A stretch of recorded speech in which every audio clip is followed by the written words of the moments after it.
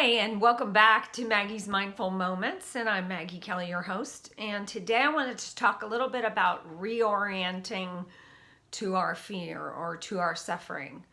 And today especially, right? Turn on the TV, walk some of the major cities in this country and see the civil unrest in the middle of a pandemic.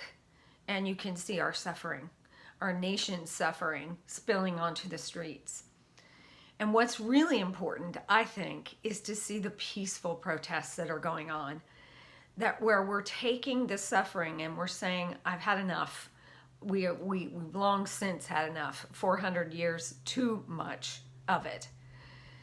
But we're taking to the streets to have our voices heard and to stand up and say, look, something has to change. So in order for us to make any kind of impact and any kind of change, we need to reorient towards that suffering. We actually need to turn around and face the suffering head on, find out where it originated from, get a handle on it. And from there, once we've faced our fears and our suffering and we have uncovered the reason for it, it's only then that we can make an effort and make a change. It's far different to do that than to just stand up, be violent, loot, break windows, set fires, and be angry, while the anger is more than validated. That really ultimately isn't going to be what affects the change. So most growth happens when we're able to actually turn around and face the pain and understand the origin of it and face it and confront it and deal with it together like the peaceful protesters are on our country streets right now. So I'm asking you today to just take a moment to reorient yourself to your suffering. And I'm not just talking about what we're experiencing right now on the streets, but reorient yourself to your own suffering, right? Find its causes, whatever that suffering might be. Perhaps it's a failed relationship or a lost job or a lost loved one.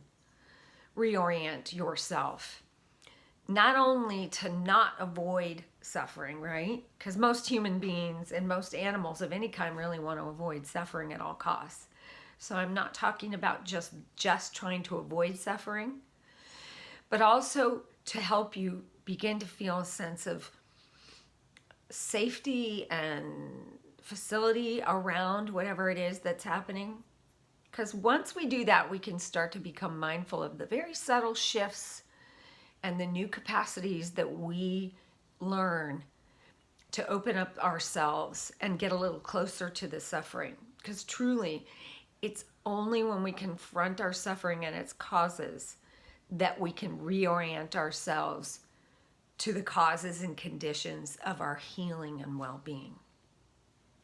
So my challenge to you is start to reorient yourself to your own suffering. When you're in the midst of a wave of panic or agitation or fear, just stop and pause and breathe and really evaluate. Ask yourself, where is this coming from? Allow your nervous system to settle down. Restore yourself to a sense of wholeness. Don't be afraid to confront your fear. Don't be afraid to walk through the suffering, because inside and on the other side of that is your health and well-being. So practice that this week. I'll see you soon. Take care. Stay safe. Stay well. Namaste.